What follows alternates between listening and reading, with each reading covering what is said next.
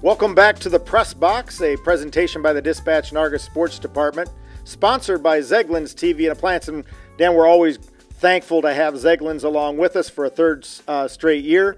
Let's get right into week one. The most intriguing matchup that you see on the docket for Friday night. We were talking off camera about that.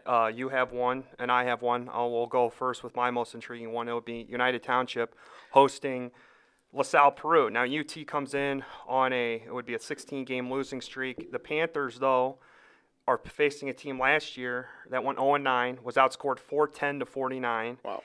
and enters on a 15-game losing streak in LaSalle Peru. So UT, and historically in the last 7 years, has won, I think, it's like 500 in their season opener. Right. So if the Panthers are going to break that losing streak, I think Friday night's the time to do it. See, I also had UT as my number one intriguing, but you stole it from me. Okay. Because, I mean, UT really has to – I see them as really needing this opening game win. They need to set a direction, and I think that's what they – and you're right. Against LaSalle Peru, that's a very winnable game. Correct. It's at home, all the factors. Mine, I think, is Rock Island going down to Alton. 4-hour drive, and it's really going to be the tail of their whole year. Correct. Because their whole year is going to be spent on the road. They're going to test our expense reports every month, and they close out the season going to Michigan. So, but the thing about Rock Island, Storts is going to bring a winning tradition. They started out 8-2, had some injury struggles last year. Now, where do they go from there? Right. I went to the Red Gold game, and I'll tell you why I think this is a turning point game, even though it's one. I saw a couple bad snaps on long snaps, right? Whether it's punt or whether it's a extra point, shotgun, field goal, whatever, and maybe a couple drops. So obviously there's work to be done. Can they get that work done for that first on a road test? Yeah. UT's at home, Moline's at home, Alleman's at home. Yep, so there you go. Yeah, and they're going to a place. Alton's got a first-year head coach. They also went 5-4, lost 22 seniors last year. Rock Island, quietly within the locker room, feels pretty confident about their team. Yeah. They do return a lot of significant pieces.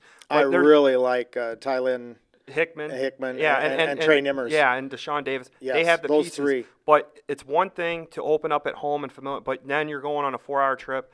But that could give Rock Island kind of a chance to familiarize itself with sitting in a charter bus for long distances. Now, when you talk about intriguing, Alleman and Geneseo both had the same kind of intrigue in their season opener. And both of them have unique nicknames. Geneseo faces Chicago South Shore, the Tars, T-A-R-S, and then Lake Forest Academy, the Caxies, which was Greek for ribbit, as we discovered on that one. It's kind of like a frog. Correct. What a frog says. Correct. Okay. Neither, at least I know, Lake Forest Academy is ineligible for the postseason this year as an associate member school. South Shore was 9-0 last year, but they were ineligible for the playoffs based on their I think they've played in the Rock Island Thanksgiving tournament. Yeah, because I remember that name. Yeah.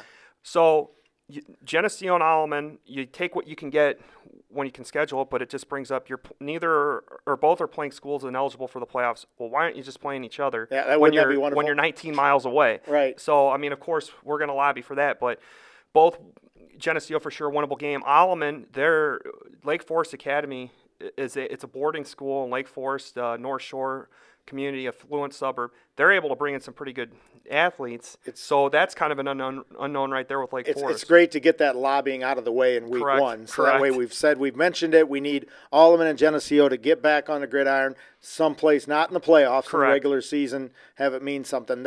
Moline, I find intriguing. Mike Tracy, back in the head coaching saddle for the first time since 2006.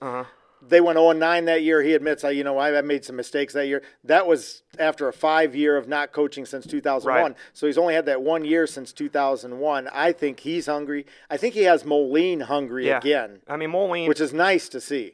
They won 3 games the last 2 years. I think they were minus 31 in the turnover margin the last 2 years. They gave a lot of games away. But you look at their stats last year, they outgained their opponents. It's just the thing that killed them was the turnovers. Mike Tracy's big on the execution, the fundamentals, the discipline. So you would expect that to get cleaned up. He also is very happy with the offensive line, and I think it begins and ends there. If you're Moline, if you want to run the ball, it's just a question is who's going to be the quarterback. Are the Maroons going to be confident in the quarterback? They got a choice of 3. They got a returning guy, but they also have 2 that are still in the hunt. And I think that's great for competition. But at the end of the day, some programs you want to go with a guy that you feel confident and can rally behind. Always a big fan of Coach Tracy. Throughout the years, he's always used our material as his motivational factor, puts it up on I want to see how he puts this Press Box podcast. Maybe shows it on his iPad. There you go. Know he owns one. Does he own one? He does. Okay. What do we have left? We have area games, big area games. Rock Ridge takes on Sterling Newman. Yeah. Always a week 1 The 2 teams intrigue. Have lost in the last 2 years combined 2 regular season games. They were to each other. Newman's last regular season loss was 2013 opener against Rock Ridge. Rock Ridge, the last regular season loss was 2014 against Newman. So that's the big one. Rock Ridge and Sherrard. Very curious to see what Mercer County does at Elmwood Brimfield. That's going to be a tough one. And Erie Provincetown going to Bureau Valley. That's going to be a litmus test for a team that expects good things this year. If I had to pick a game that I'd like to be at, I think it's the Rock Ridge Newman game. Correct. Because of what you said. 1 loss apiece, and they each beat each other. This is like the rubber match. Unfortunately, I sent myself down to Alton to make that road trip. Can't wait for that one. You have Alleman and Lake Forest. Nice. Yeah. So Coach DePorter's So it's Coach DePorter's first game. Opening game, Excited to see that. And I think a lot of pressure is on Mike Ebner, the new offensive coordinator there. That he's in a new Another situation. Great guy. Another one of my favorites. Correct. So a lot of intrigue out there. How's all stack up? We'll find out Friday night, week 1.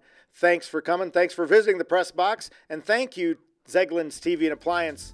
We love our sponsors.